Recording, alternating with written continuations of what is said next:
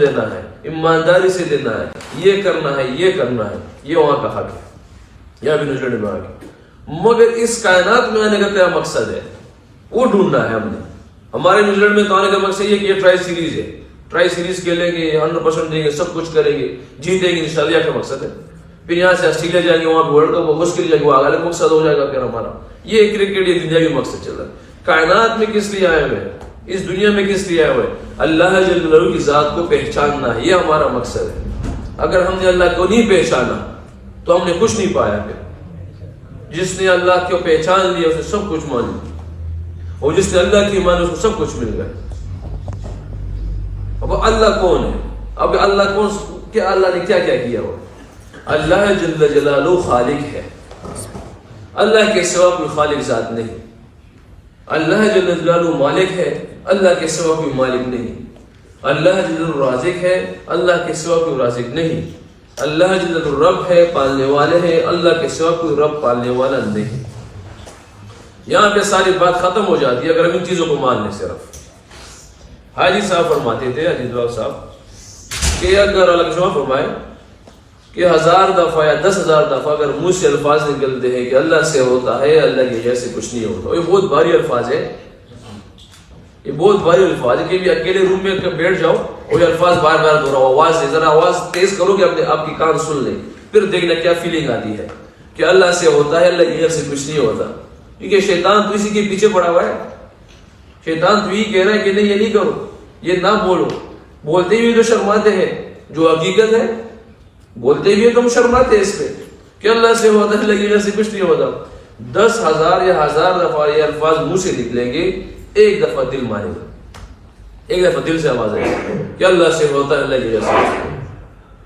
اور پھر عائشہ فرماتے تھے کہ یہ آپ کے الفاظ ضائع نہیں جا رہے ہیں، اگر 10,000 دفعہ 20,000 دفعہ 30 دفعہ بھی بولتے رہو، یہ چلتے رہا یہ انتظام کہ اللہ سے ہوتا ہے، اللہ جیسے کچھ نہیں ہوتا، کہ تیرے ہر الفاظ کا جواب اللہ پاک اوپر سے دے رہا ہے۔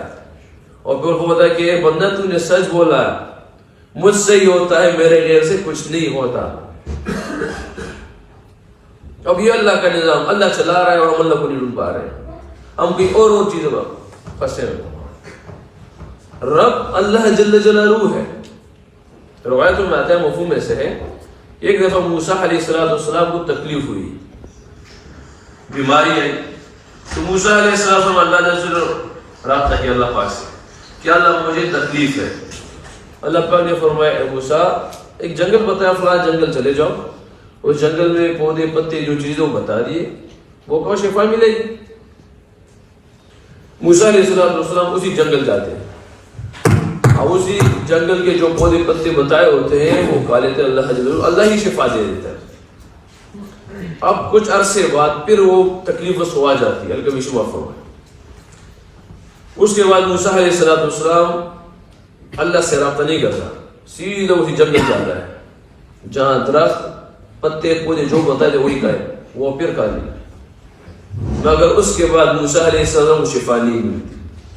اس کے بعد رابطہ کرتے اللہ پاک سے کہ اللہ پہلے تو بھی تکلیف سارا کچھ تھا، ابھی بھی وہی ہے، پہلے بھی جنگل کے پودے پتے کا شفا ملی، ابھی مجھے شفا نہیں ملی۔